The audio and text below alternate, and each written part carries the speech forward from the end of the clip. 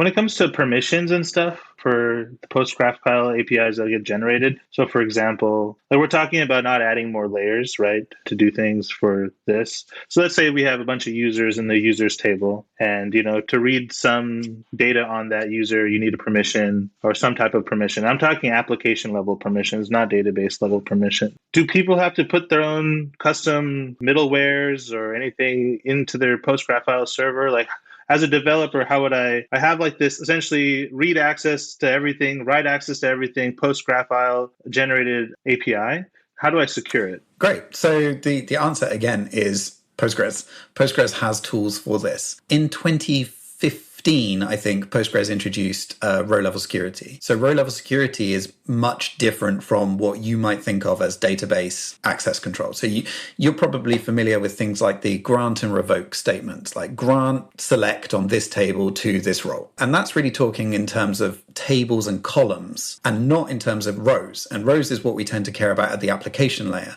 But row-level security in Postgres gives you this ability. So you can say, for example, allow only access to read posts from forums that I'm a member of. And that would be a row-level security policy. The easiest way to think of what a row-level security policy is it's like a invisible where clause that automatically gets added. So generally, when you've got, say, like a Rails API, you might add like a filter that says, when I come through this scope, I want this where clause automatically added. And people have been doing that for years and years and years. That's generally, adding a where clause is what most of your access control is. By using row-level security, you're actually just punting that down into the database. And what is really, really, really cool about doing that is it puts all of your policies in one place. So you can like straight up go, what are my security policies for this table? And there's just one place that says, if you want to select from it, here are the things you need to, pass. If you want to insert into it, here are the things that you need to pass. But also, those policies are always respected whenever you select or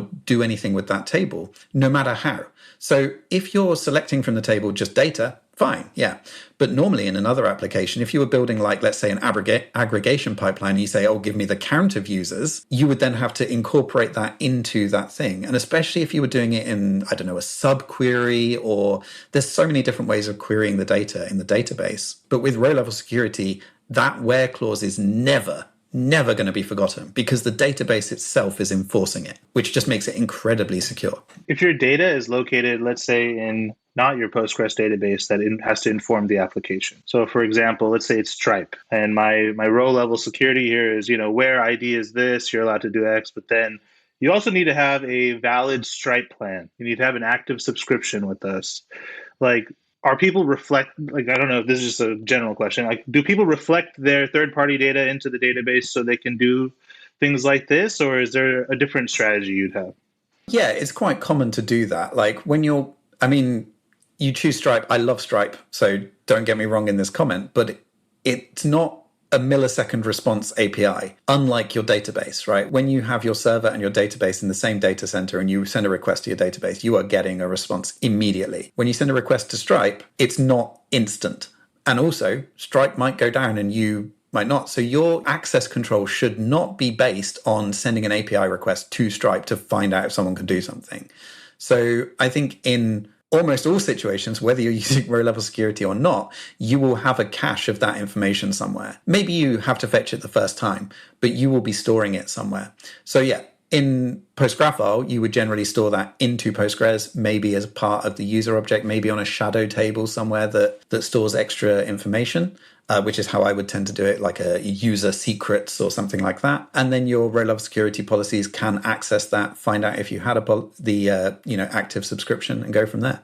Yeah, and PostGraphile just makes it easier to deal with the reflected data that you're putting into your database. So it's not like, exactly. A lot of the times people get lazy, right? Like, I gotta insert all this data from here, but it's already over here. Why do I have to go do this? But I think it's more about the tooling than the practice, right? Like, if it was easy to do, then everyone would just be reflecting data and not complaining about stuff. So yeah, we certainly help people get started a lot faster.